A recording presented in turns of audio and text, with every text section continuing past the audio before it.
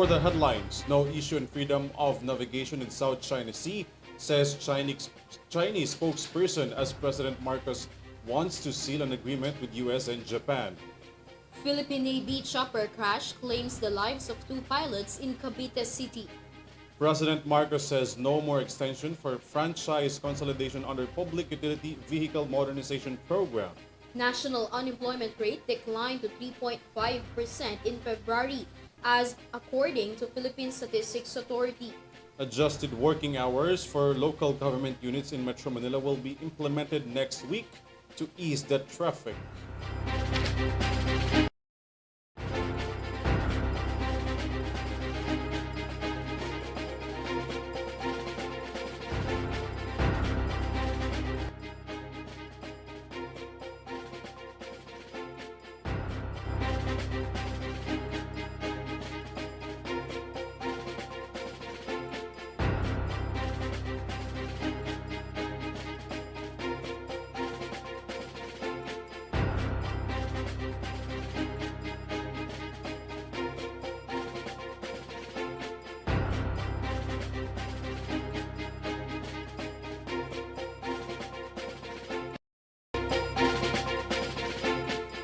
Good evening. Bringing the latest news for tonight, I am ALVIN PELOBELLO. And I am KRIZZA Lopez. This is Eurotv News Thread. President Bongbong Marcos arrived in Washington, D.C. to join the Trilateral Leaders Summit with Japan and the United States. The president wants to have a deal with freedom of navigation but said no issue on the said navigations in the South China Sea, according to China. More from this report. President Ferdinand Marcos Jr. upon joining the first trilateral summit to be attended by 3 countries including Japan, the Philippines and the United States wants to have an agreement to maintain security and the freedom of navigation in the South China Sea. President Marcos arrived earlier today in Washington, D.C. to meet with Japanese Prime Minister Fumio Kishida and U.S. President Joe Biden. Marcos' statement followed the successful multilateral maritime cooperative activity in the West Philippine Sea, where People's Liberation Army of China also showed their naval force in the South China Sea. Well, this is essentially an agreement between the United States, Japan, and the Philippines on cooperation in terms of maintaining security and freedom of navigation in the South China Sea. And that is the essence of it. No reason to overreact to this. This is about freedom of navigation. It's about adherence to international law. It's about proving the simple point that we and our allies will fly, sail, and operate wherever international law permits us to do. And it does in the South China Sea, and we did. And I think you can look forward to additional opportunities for us to conduct those kinds of maritime patrol. China's Foreign Ministry spokesperson replied that there is no issue with regards to the freedom of navigation in the South China Sea. China also criticized the alleged involvement and interference of the United States in the South China Sea, which is said was clearly a source of misunderstanding and would affect the peace and stability in the region.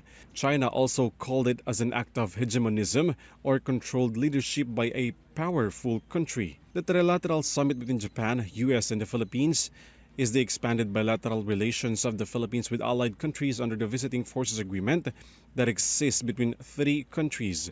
The recently concluded multilateral maritime cooperative activity in the West Philippine Sea yielded positive results as the United Kingdom and Canada also expressed their support to participate in the next joint patrol activities in the ocean included in the exclusive economic zone of the Philippines. Marcos' meeting with the leader of Japan and the United States will also include cooperation in promoting peace and security in the Indo-Pacific region.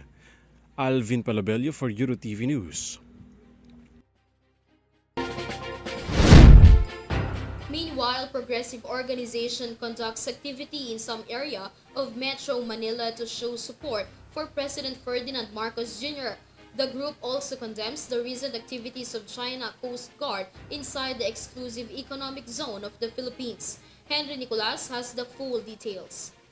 Several groups marched along Moraita and Bendiola streets in Manila on Wednesday, April 10, 2024. The group known as Grupong Aliansa Bantay Kapayapaan at Demokrasya released a dove as a sign of peace and to show support for President Ferdinand Bongbong Marcos Jr. According to the group, the activity also shows a strong stance in safeguarding our territories in the West Philippine Sea and assert maritime rights in our exclusive economic zone. They also condemn the recent activities made by the China Coast Guard in our EEZ. Hindi dismahan! Kaya po ay papaliparin na natin. One! According to the group, China should respect the right of Filipino fishermen to fish freely in the West Philippine Sea, which is their main livelihood. They also urge the Filipino people to stand up and defend the country's sovereignty in a peaceful manner. This is Henry Nicolas for Eurotv News. Two pilots of the Philippine Navy died after the last unit of R-22 aircraft crashed in Cavite City. The incident occurred near the Cavite City Public Market as disclosed by Navy spokesperson Captain John Percy Alcos. According to Captain Alcos, the Robinson R-22 trainer helicopter attempted an emergency landing but tragically failed, crashing in Cavite City this morning at 6 o'clock.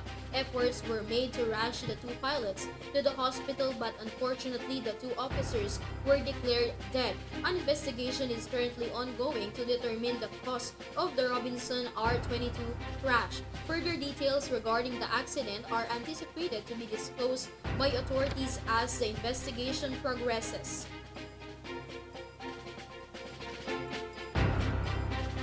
Following last week's fire in Sharjah, United Arab Emirates, the Migrant Workers Department are now working for the repatriations of the remains of the OFW who died in the said incident and assure that the assistance will be given to the family of the bereaved.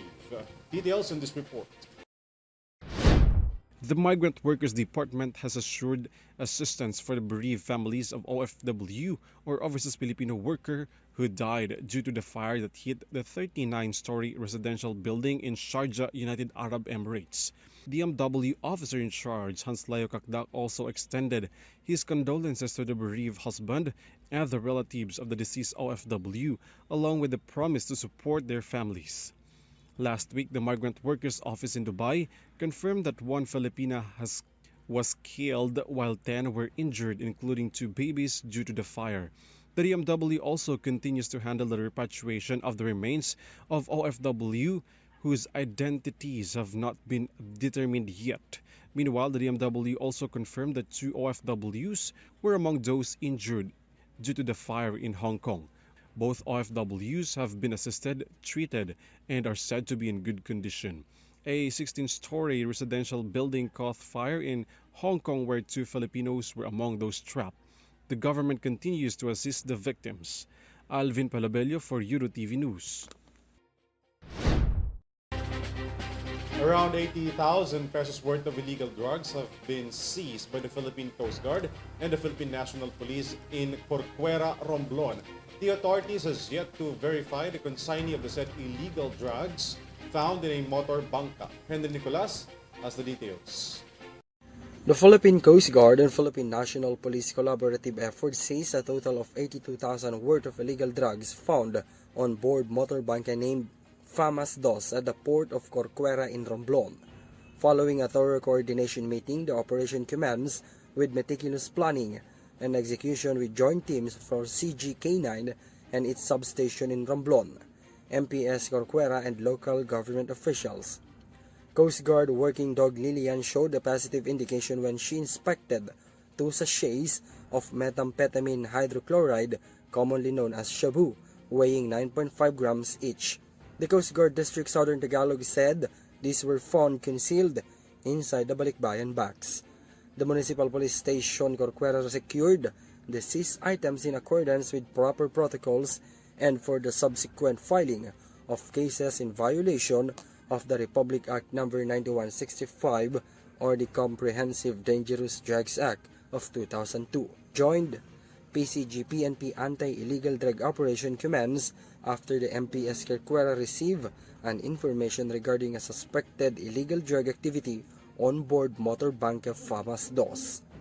This is Henry Nicolas for Eurotv News. We'll be taking a very short break. Don't get away as Eurotv News Red returns. Man, ang init. Umuulan na naman. Opisyal nang kinumpirma ang pagtama ng El Nino sa Pilipinas. Ang El Nino ay maaaring magdulot ng biglang buhos ng ulan na susundan ng matinding sikat ng araw. Pangunahing dahilan nito sa pagsulpot ng iba't ibang karamdaman. Tandaan, ang kahandaan ay nagsisimula sa taong may alam. Mas protektado ang pamilya kung tayo ay handa at listo.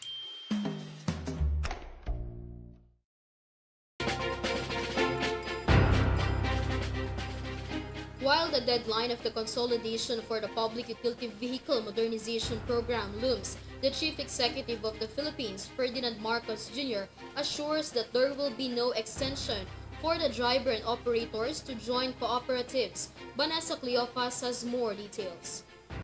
This month marks the anticipated deadline for the consolidation of traditional jeepneys in the country as part of the government's Public Utility Modernization Program.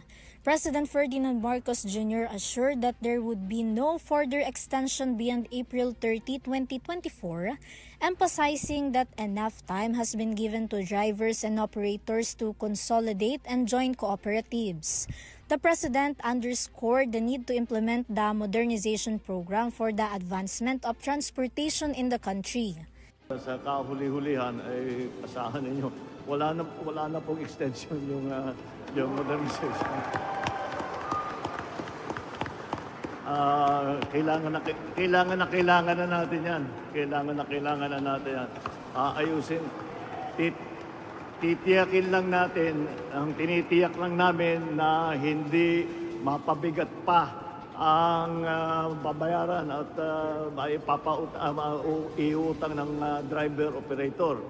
Kaya ginagawa nating maayos at ginagawa nating well-organized yung sistema na yan. Under the PUVMP, the illegal operation of vehicles without permits will be addressed with the assistance of the Department of the Interior and Local Government or DILG.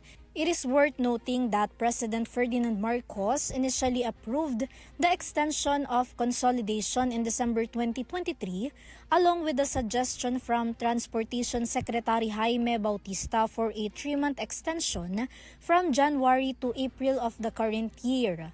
Meanwhile, the Land Transportation Franchising and Regulatory Board or LTFRB reported that over 190,000 public utility vehicles including UV Express, PUJs, minibuses and buses have already consolidated. The PUVMP aims to transform the public transportation system in the Philippines through the introduction of new vehicles.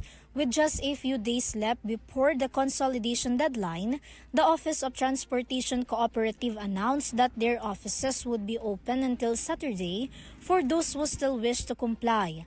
On the other hand, some PUVs group have announced plans for a widespread transport strike from April 15 to April 30, 2024. This is Vanessa Cleofas for Eurotv News. Use of sirens, blinkers, and other similar devices, even for the government officials, are now prohibited, says President Bongbong Marcos Jr. Catherine Landicho reports. President Ferdinand Bongbong Marcos Jr. prohibits the use of signaling and flashing devices of unauthorized people on the road. The President also emphasized that unauthorized and improper use of signaling or flashing devices by government officials and employees will be dealt with in accordance with legal standards, rules, and regulations. Meanwhile, the Armed Forces of the Philippines or AFP, National Bureau of Investigation or NBI, Philippine National Police or PNP, fire truck, hospital ambulances, and other emergency vehicles are exempted from the said order. We're reminding all government officials that the use of sirens, dome lights, blinkers, and other similar equipment must be under exigent or emergency circumstances or situation or to ensure the appropriate and safe passage of emergency. This is Catherine Landicho for Eurotv News. As Marcos' administration remains firm in creating more jobs, Through investing, the Philippine Statistics Authority reports a lower unemployment rate in the Philippines in February 2024. According to Statistics Agency, the unemployment level drops to 3.5% from 4.5% in January 2024. Let's get into the details of this report. The number of unemployed Filipinos in the Philippines decreased in the month of February based on the preliminary results of the labor force survey by the Philippine Statistics Authority. Based on PSA data from 4.5% unemployment rate in January, the unemployment rate dropped to 3.5% in February. Data shows that 1.80 million Filipinos are unemployed, lower than the data recorded in January, which was 2.15 million. On the other hand, a 96.5% employment rate was recorded in the country, higher compared to the employment rate in January of 95.5%. According to the agency's data, at least 3.01 million Filipinos had jobs and businesses in the month of February. Moreover, the underemployment rate data in the Philippines had a slight drop to 12.4% from 13.9% in January. PSA Undersecretary Claire Dennis Mapa claims that one of the reasons the agency observed that caused the increase in employment was the harvest season in the agriculture sector. Nagkaroon tayo ng planting season, harvesting, kaya nagkaroon tayo ng mga employment opportunity. So ito yung dalawa. So if you say may seasonality, retail trade ay nag-timing doon opening classes in colleges and universities. Thank you. The services sector still has the largest working force with 60.6%, followed by the agriculture sector with 21.3%, and finally, the industry sector with 18.1%. In year-on-year comparison, construction, transportation, and storage, administrative and support service activities, manufacturing, and accommodation and food service activities are the 5 sectors with the largest increase in the employment rate. There is a large decrease in the number of unemployed Filipinos in the agriculture and forestry sectors. Fishing and aquaculture, public administration and defense, compulsory social security, information and communication, and wholesale and retail trade, repair of motor vehicles and motorcycles. Following the reported PSA data, the National Economic and Development Authority or NEDA released a statement saying that the Marcos administration's priority is still the creations of more jobs for Filipinos. This is KRIZZA Lopez for Eurotv News. Aside from developing and creating more jobs in neighboring provinces to decongest the traffic in Metro Manila, the Manila Development Authority suggests unadjusted working hours in the National Capital Region, saying there are more than 645,000 workers in the metro. Vanessa Cleofas tells us more. The Philippine government continued to strive a solution to address the worsening traffic on major roads in Metro Manila due to the increasing number of vehicles, so that one of the measures considered by the Metropolitan Manila Development Authority or MMDA is to adjust the working hours of employees in the National Capital Region as well as some other guidelines. At a recent town hall meeting attended by President Ferdinand Marcos Jr. and the mayors of the National Capital Region, Metropolitan Manila Development Authority Chairman Romando Artes announced the earlier start and end times for employees in the NCR. Starting next week, the previous 8 a.m. to 5 p.m. work hours per LGU employees in Metro Manila will be changed to 7 a.m. to 4 p.m. as per MMDA Resolution number 2008 series of 2024, agreed upon by all Metro mayors. The ongoing heavy traffic on the road needs immediate solution for commuters.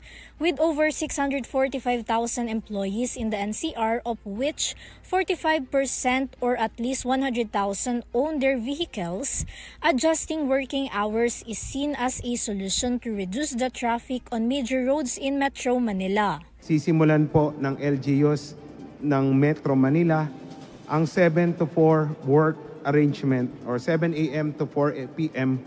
work arrangement dahil ito po ay naipasa na sa Metro Manila Council para di na po mapasabay sa rush hour traffic ang mga empleyado ng gobyerno. Ganon din po yung halos 500,000 na nagko-commute na empleyado ng pamahalaan ay makakasakay sa pampublikong transportasyon at hindi na makakaagaw ng pribadong sektor. According to MMDA Chairman Romando Artes, this adjustment will prevent employees in rush hour. MMDA also clarified that employees from other areas whose offices are located in the NCR are also covered by this adjustment. Additionally, to alleviate traffic congestion on Metro Manila roads, the use of e-bikes, e-tricycles, and kuliglig on major roads will be prohibited, with violators facing fines of 2,500 pesos and possible impoundment. There will be also fines for illegal parking amounting to 4,000 pesos. The MMDA and Metro mayors are also considering the establishment of exclusive motorcycle lanes on Commonwealth Avenue and other major roads and streets in the NCR. The MMDA encouraged other local government outside the NCR to adopt similar measures to reduce traffic congestion nationwide. The working hours adjustment will apply to the 17 LGUs in the National Capital Region. This is Vanessa Cleofas for Eurotv News. The Philippine Atmospheric Geophysical and Astronomical Services Administration has issued a warning to Filipinos as they anticipate extreme heat conditions this Thursday attributed to the prevalence of easterlies in the Philippines. According to Pag-asa, there have been no observed weather disturbances or tropical cyclones within the Philippine area of responsibility in other parts of the Pacific Ocean. In some areas of the country, temperatures reach over 36 degrees in the Tuguegarao area and 34 degrees in Metro Manila, Lawag City, the Calayan Islands, and Davao. Meanwhile, 44 degrees were recorded in Dagupan City and Pangasinan. Moreover, the weather agency warns the temperatures ranging from 41 degrees to 51 degrees have a bad effect on health, which may lead to heat stroke.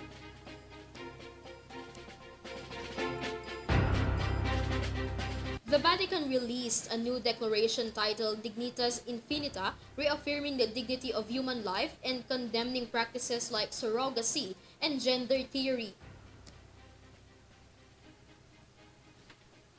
The document issued by the Dicastery for the Doctrine of the Faith labels surrogacy as a universal crime and emphasizes the exploitation of women and children, stating that every human life cannot become an object of commodity. Italy's right-wing government has proposed legislation to criminalize surrogacy, potentially prosecuting gay couples bringing children from surrogate mothers into the country. Additionally, the document condemns violence and discrimination against women, including coercive abortions and polygamy, labeling them as global scandals that deny dignity. The Vatican's declaration underscores its stance of protecting human dignity, advocating for a world where every individual is respected and valued.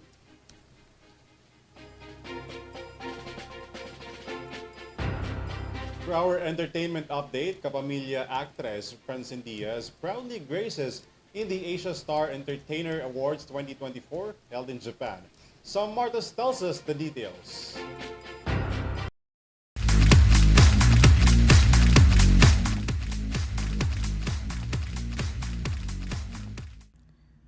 For the first time, Kapamilya star Francine Diaz attended the Asia Star Entertainer Awards 2024 held in Japan. In her Instagram post, she shared the photos from that event. That includes her wearing a long red gown which she strutted on the red carpet. It will be remembered that the actress recently released a collaboration music video for the song My Love with the Korean actor Seo In-guk. Meanwhile, the actress quickly trended online due to her unintentional mispronunciation of the name of Korean boy group Tomorrow by Together or TXT, where netizens also called her a multiplication queen. ASEA Global K-pop leader winner is Tomorrow Times Together! However, Francine was still admired by netizens because of her skill in presenting the winner at the said awards night. Likewise, her striking beauty stood out among her companions. The actress already apologized to the public. First of all, ito seryoso po I am very sorry for that very big mistake. Pagpasensyahan niyo na po ako dahil hindi na po ako ganun ka-updated sa mga nangyayari ngayon sa K-pop world.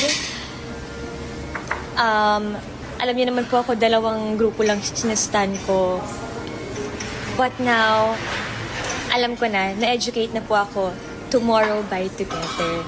This is Sam Martos for Eurotv Showbiz News. And that's the latest news for tonight. You may visit Eurotvph.com for more news and information. Once again, this is KRIZZA Lopez. You can also catch our broadcast live in our social media accounts and via Pinoy Extreme channel. I am ALVIN PELOBELLO. This is your TV News Thread. Stay safe and have a good night, everyone.